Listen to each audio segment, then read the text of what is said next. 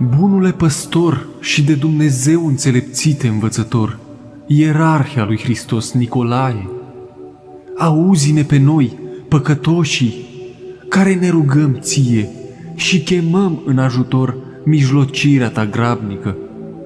Vezi-ne pe noi, neputincioșii, care din toate părțile suntem vânați, de tot binele suntem lipsiți și cu mintea suntem întunecați din pricina puținătății de suflet.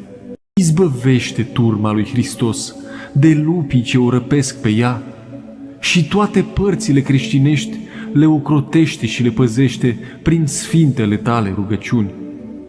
De gâlcevile lumești, de cutremur, de venirea altor neamuri, de robie și de războiul cel dintre noi, de foamete, de potop, de sabie, de boală și de moarte grabnică.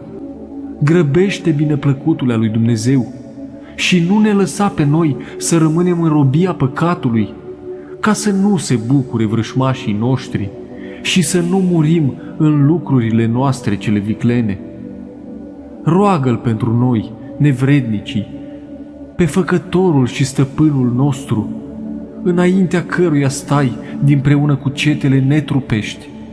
Milostiv fă-L către noi pe Dumnezeul nostru și în viața de acum și în veacul ce va să vie, ca să nu ne răsplătească nouă după faptele noastre și după necurăția inimilor noastre, ci să ne dea nouă după bunătatea sa.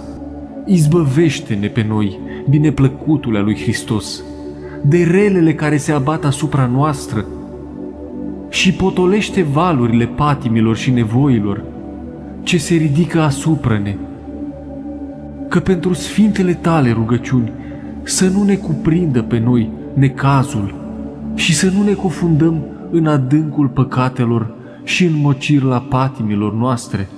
Bucură-te, sabie ascuțită, ce tai nedumnezeirea! Bucură-te, întărirea credincioșilor! Bucură-te, cel ce înneci duhurile cele viclene în marea cea de foc! Bucură-te, porumbelul Domnului!